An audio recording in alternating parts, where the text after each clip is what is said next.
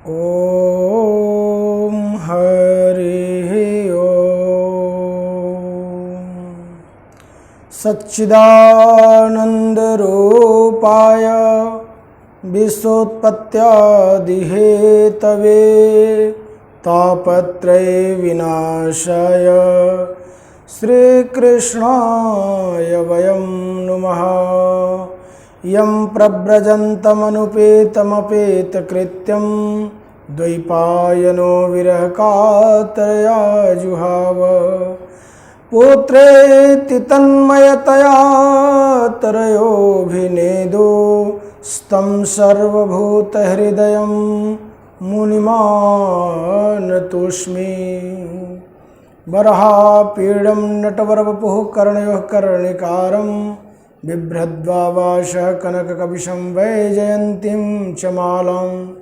बिभ्रद्वाशः कनककपिशं वैजयन्तीं च मालां। रन्ध्रान् वेणुरधरसुधया पुरैन गोपवृन्दैः वृन्दारण्यं स्वपदरमणं प्राविशद्गीतकीर्तिः। अतुलितबलधामं हेमशैलाभदेहं दनुजवन्कृशानुं ज्ञानिनामग्रगण्यं सकलगुणनिधानं वानराणामधीशं रघुपतिप्रियभक्तं वातजातं नमामि। गुरुर्ब्रह्मा गुरुर्विष्णुः गुरुर्देवो महेश्वरः गुरुसाक्षात् परं ब्रह्म तस्मै श्री गुरुवे नमः। अखंडमंडलाकारं व्याप्तं येन चराचरं तत्पदं दर्शितं येन तस्मै श्री गुरुवे नमः। आइए हनुमंत विराजिए कथा कहूँ मति अनुसार। प्रेम सहित गादी धरूं पधारिए पवन कुमार। समुपस्थित सनातन धर्मावलंबी जिज्ञासु आत्माओं, आनंद कंद भगवान श्री कृष्ण चंद्र की अमृतमयी ज्ञानमयी और मोक्षमयी श्रीमद् भागवत कथा के श्रवण कर रहे जगत के जड़ और चेतन, सबको शुभ मंगल, सबको शुभ मंगल। इस पावन पवित्र श्रावण मास में भगवान शिव के सबसे प्रिय श्री हरि नारायण के अनंत कृपा के स्वरूप इस परिवार को श्रीमद् भागवत कथा श्रवण करने का सौभाग्य मिला है। वास्तव में भगवान की जब कृपा होती है तभी किसी भी प्रकार का विचार मन में आता है शुभ कर्म करने का। जब तक उसकी प्रेरणा नहीं होती है कोई भी व्यक्ति कोई भी शुभ कार्य के लिए मन में विचार नहीं कर सकता है। वह प्रेरक है, प्रेरणा देता है ईश्वर और उसके प्रेरणा से व्यक्ति कार्य करता है। श्रीमद् भागवत कथा सर्वप्रथम भगवान शिव ने अपनी धर्म पत्नी जगत जननी माता पार्वती को अमरनाथ की गुफा में सुनाई थी। इसके बाद श्रीमद् भागवत कथा चतुश्लोकी ब्रह्मा जी ने अपने पुत्र नारद जी को सुनाई थी और इसके बाद यह श्रीमद् भागवत कथा व्यास जी ने अपने संपूर्ण शिष्यों को श्रवण कराया था और इसके बाद यह श्रीमद् भागवत कथा धुंधकारी जो कि प्रेत हुआ उसको उसके भाई ने गोकर्ण जी ने सुनाया और यही श्रीमद् भागवत कथा राजा परीक्षित को श्री सुखदेव जी महाराज ने श्रवण कराया। ये अमर कथा कही गई है भक्ति मुक्ति शक्ति को प्रदान करने के लिए, सद्बुद्धि ज्ञान को प्रदान करने के लिए और हमारे पितरों के मुक्ति के लिए श्रीमद् भागवत कथा श्रवण करने का विधान बनाया गया है। चलें श्रीमद् भागवत में प्रवेश करें। सर्वप्रथम भगवान श्री हरि नारायण के पावन नामों का संकीर्तन करें और इसके बाद सत्संग में प्रवेश करते हैं। श्री कृष्ण गोविंद हरे मुरारे, हे नाथ नारायण वासुदेव। बोलिए सभी लोग एक साथ। श्री कृष्ण गोविंद हरे मुरारे, हे नाथ नारायण वासुदेव। गोविंद हरे, साथ में नहीं, पीछे पीछे बोलिए। जब मैं बोल लूँ उसके बाद आप बोलिए। श्री कृष्ण गोविंद हरे मुरारे, हे नाथ नारायण वासुदेव।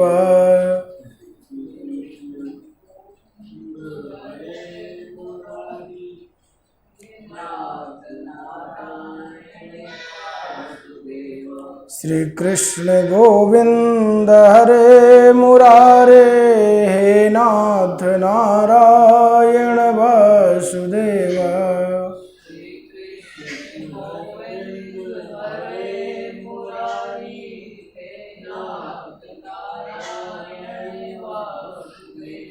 हे नाथ नारायण वासुदेव, हे नाथ नारायण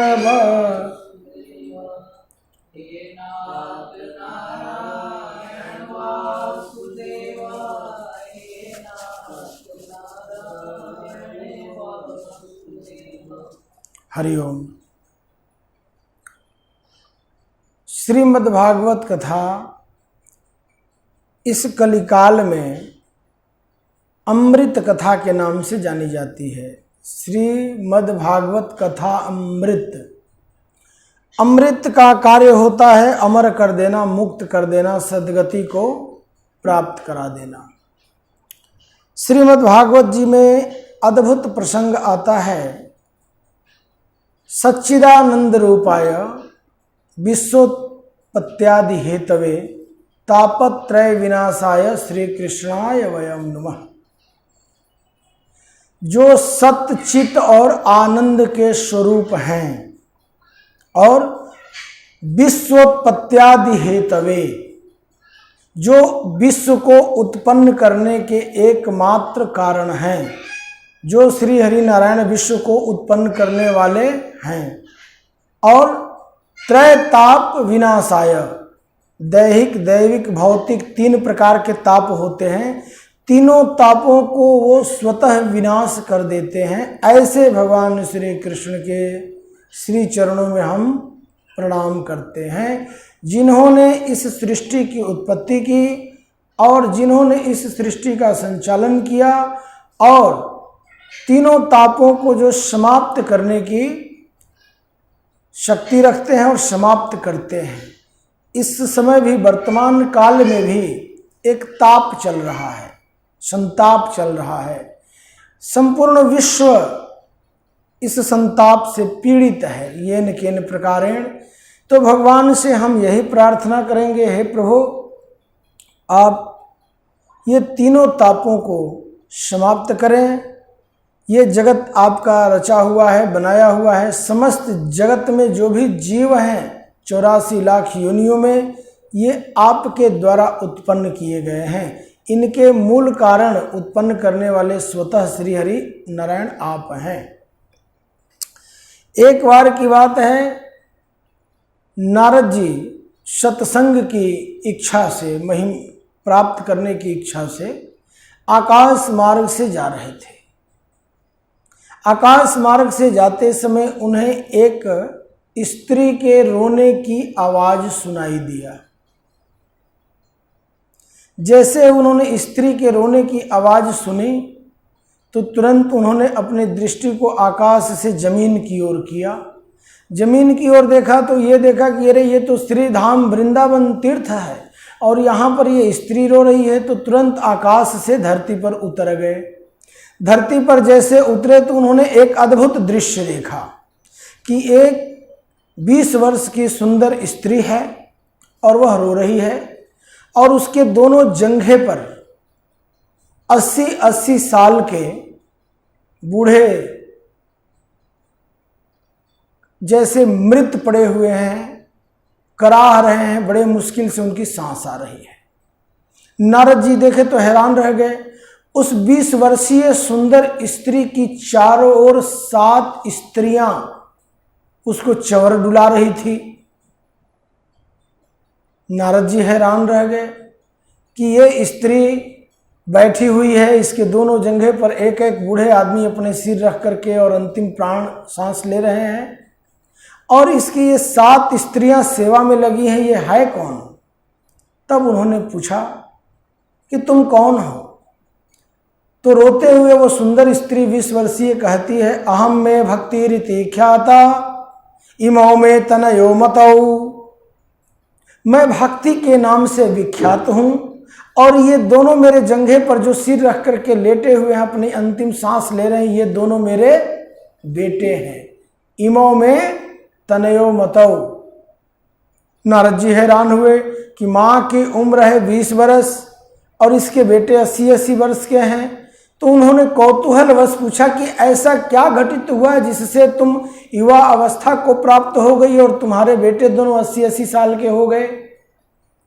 तब अद्भुत शब्द के रूप में कहती है भक्ति देवी, उत्पन्ना ही द्रविड़ेशाहम वृद्धि कर्नाटके गता। मेरा जन्म द्रविड़ देश में हुआ। उत्पन्ना ही द्रविड़े शाहम, द्रविड़ देश में मैं पैदा हुई। वृद्धिम कर्नाटके गता, और मैं कर्नाटक में आकर के जवान हो गई। क्वचिन क्वचिन महाराष्ट्रे जीर्ण गुर्जरे जीर्णताम गता, कहीं कहीं महाराष्ट्र में मेरा सम्मान हुआ, और गुर्जरे जीर्णताम गता, गुजरात में आकर के मैं बुजुर्ग हो गई, वृद्धा को प्राप्त हो गई, वृद्ध हो गई मैं। लेकिन पुनः प्राप्यम वृंदावनम नवीनेव स्वरूपिणीम, जैसे मैं वृंदावन की पावन धरती पर आई तो मेरा वृद्धा अवस्था समाप्त हो गया। मैं पुनः नवीन स्वरूप, नया नूतन स्वरूप हमको मिल गया, और ये जो है ज्ञान और वैराग्य दोनों वृद्ध हो गए हैं, और मैं इनके लिए उपाय सोच रही हूँ। मैंने संसार का समस्त उपाय कर लिया। मेरे बेटे न मेरे ओर देखते हैं, न आँख खोलते हैं, न सांस लेते हैं, न बोलते हैं। नारद जी बड़े परेशान हुए, अब क्या करें? सोचने लगे क्या करूं मैं। बोले ये कौन है जो 7 खड़ी हैं? बोले ये एक नदी गंगा है जो स्त्री का रूप धारण करके मेरी सेवा कर रही है, दूसरी वाली ये जमुना है, तीसरी सरस्वती है। ये 7 पवित्र नदियां हैं जो स्त्री का रूप धारण करके मेरी सेवा कर रही है। नारद जी बड़े हैरान हुए। उन्होंने कहा भाई तुमने क्या क्या उपाय किया? बोले हमने सभी उपाय जो है कर लिया है। किसी भी उपाय से, वेद से, शास्त्र पुराण आदि का भी हमने प्रयास किया, लेकिन इनके अंदर प्राण का संचार जैसा होना चाहिए नहीं हुआ, और बड़ा मुश्किल हो रहा है। मैं अपने बेटों के दुख से दुखी हूँ, और ये मैं देख रही हूँ कि मैं नवीनेव स्वरूपिणी, मैं नूतन शरीर धारण कर ली हूँ, नई हो गई हूँ, और मेरे ज्ञान और वैराग्य जो दोनों मेरे बेटे हैं, ये मेरे जंघे पर सिर रख कर करा रहे हैं। मैं इन पुत्रों को छोड़कर कहाँ जाऊं? विचार करिए, एक माँ की कल्पना अपने पुत्र या संतान के प्रति क्या होती है। नारद जी ने कहा चिंता मत करो, मैं कोई ऐसा उद्योग ऐसा कोई काम करूंगा कि तुम्हारे दोनों बेटे ठीक हो जाएंगे। नारद जी ने दोनों पुत्रों के कान में भगवान श्री हरि नारायण का द्वादशाक्षर मंत्र का प्रवाह किया। ओम नमो भगवते वासुदेवाय, ओम नमो भगवते वासुदेवाय,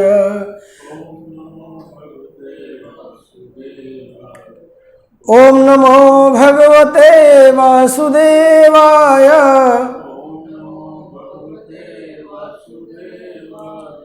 ओम नमो भगवते वासुदेवाय,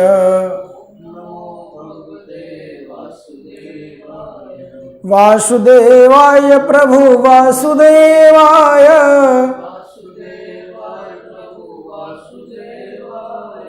ओम नमो भगवते वासुदेवाय।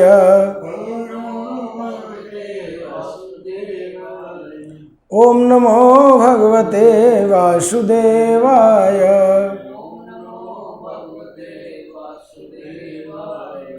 इस मंत्र का जब भगवान के नाम को ज्ञान और वैराग्य के कान में बोला नारद जी ने, ज्ञान और वैराग्य दोनों ने अपने दोनों नेत्रों को खोल दिया और एकटक अपनी माँ की ओर निहारने लगे। अब भक्ति देवी ने जब देखा कि मेरे पुत्र मेरी ओर देख रहे हैं, इन्होंने अपने नेत्र को खोल दिया और इनके चेहरे पर मधुर मधुर मुस्कान फैल गई है। तो उस मुस्कान को देखते ही भक्ति देवी मुस्कुराती हुई नारद जी की वंदना करती हुई खड़ी हो गई और उनके दोनों पुत्र भी खड़े हो गए। और दोनों पुत्र खड़े होकर भक्ति देवी अपनी माता के साथ नारद जी के साथ भगवान श्री हरि नारायण का संकीर्तन करने लगे। श्री कृष्ण गोविंद हरे मुरारे नाथ नारायण वासुदेव।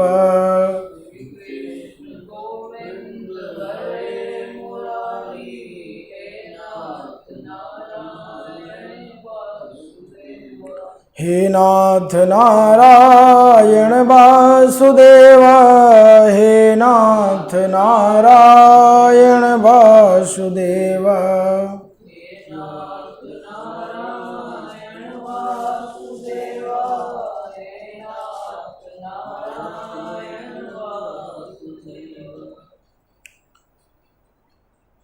भगवान के नाम में दोनों भाई ज्ञान और वैराग्य अपनी माता भक्ति के साथ लीन हो गए। नारद जी ने देखा ये तो अद्भुत भूमि है वृंदावन, यहाँ आकर के भक्ति युवा अवस्था को प्राप्त हो जाती है। वृंदावन धाम को उन्होंने प्रणाम किया और इसके बाद सनत सनंदन सनत कुमार चारों भाइयों को जब श्रीमद् भागवत का महात्म पता चला तो एक अद्भुत ब्राह्मण का प्रसंग आता है। एक ब्राह्मण जिनकी पत्नी का नाम है धुंधुली, बड़े ही विचित्र स्वभाव की स्त्री है। नित्य प्रति जाते हैं, आत्मदेव उनका नाम है, स्नान करते हैं, भजन करते हैं, पूजन करते हैं। घर में सारा सुख साधन है, कोई ऐसा विषय वस्तु नहीं जो घर के अंदर अवेलेबल न हो।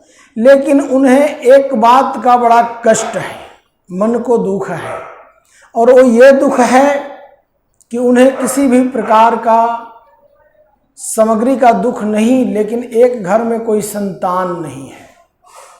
आत्मदेव ने विचार किया कि अभी तक मुझे संतान की प्राप्ति नहीं हुई।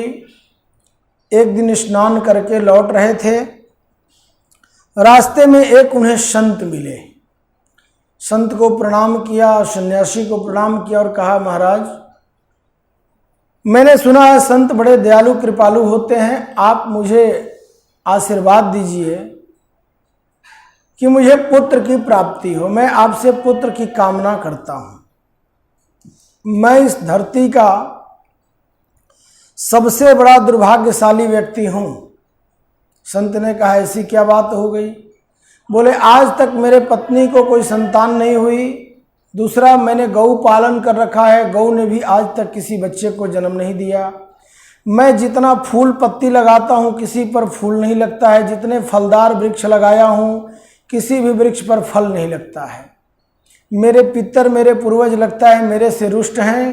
कृपा करके आप हमें एक संतान की प्राप्ति का वरदान दीजिए, जिससे हमारे पूर्वजों को तर्पण मार्जन और कोई जल देने वाला पैदा हो जाए, कोई श्राद्ध कर्म करने वाला, पिंडदान देने वाला मेरे घर में हो। सन्यासी महात्मा ने कहा, अच्छा बैठो बताते हैं। विचार करने लगे। विचार किया बहुत देर तक, तो उन्होंने क्या देखा विचार करके कि इसको 7 जन्मों तक कोई बेटा या बेटी नहीं होगा। 7 जन्मों तक इसको औलाद नहीं हो सकती।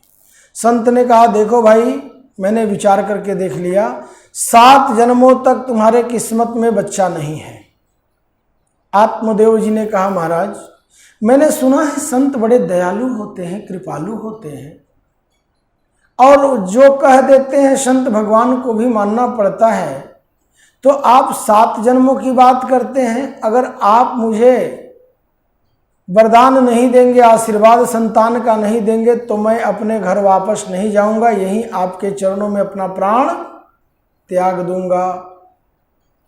अब संत महाराज ने विचार किया, सन्यासी महात्मा ने विचार किया कि अगर मैं इसको कोई वरदान का आशीर्वाद नहीं देता हूं तो ये ब्राह्मण मर जाएगा यहीं पर, तो मुझे ब्रह्म हत्या लग जाएगा।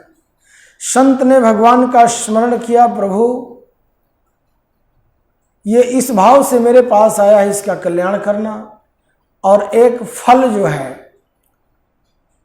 आत्मदेव को दे दिया कि ले जाओ अपने पत्नी को दे देना, और जब इसको खा लेगी तो एक पुत्र को जन्म देगी। आत्मदेव जी बड़े प्रसन्नता के साथ संत को प्रणाम किए, और प्रणाम करके भगवान का नाम स्मरण करते हुए गए और अपने पत्नी धुंधली, जो कि बड़ी विचित्र बुद्धि की थी, अटपटी बुद्धि की थी, उसको दिया और कहा कि संत ने ये प्रसाद दिया है, इस फल को खा लोगी तो एक पुत्र तुम जन्म दोगी। जैसे ही संत ने कहा कि तुम्हें पुत्र की प्राप्ति होगी, धुंधली विचार करने लगी कि मैंने सुना है कि जो स्त्रियां गर्भवती होती हैं, उनके पेट में जब संतान होती है तो उनको सोने में, उठने में, बैठने में, चलने में, खाने में, पीने में बड़ी दिक्कत होती है, और मैं खाने पीने की शौकीन हूँ, तो पेट में कैसे इतना खाया जाएगा। और मैंने सुना है कि बच्चे को जन्म देते समय बड़ा कष्ट होता है, दर्द होता है, मेरे से सहा नहीं जाएगा, और जब मैं जन्म देने की स्थिति में हो जाऊंगी तो मेरे पति मेरे देखभाल करने के लिए अपनी बहन को बुला लेंगे, और जब इनकी बहन आ जाएगी मेरी ननद, तो जब मेरे को लड़का होगा, लड़के होने की खुशी में घर का जो भी सामान है सब खुशी में वो अपनी बहन को दे देंगे, उठा ले जाएगी वो। मेरे पति अपनी बहन से बड़ा प्रेम रखते हैं, भाई बहन का प्रेम अच्छा है इनका, तो खुशी हो जाएगी कि भैया अब तो आपको लड़का हुआ है, तो भैया तुरंत बोलेंगे कि घर में जो भी सामान है जो तुमको पसंद है ले जाओ। तो ऐसा करती हूं, इस फल को मैं खाऊंगी नहीं, मुझे दर्द सहना पड़ेगा जन्म देने का, इसीलिए कष्ट सहना पड़ेगा, घर लूट जाएगा मेरा, घर का सामान बचा रहे, इसीलिए मैं नहीं खाऊं। और विचार किया, अपने बहन को बुला करके कहा, देख तेरे पति बहुत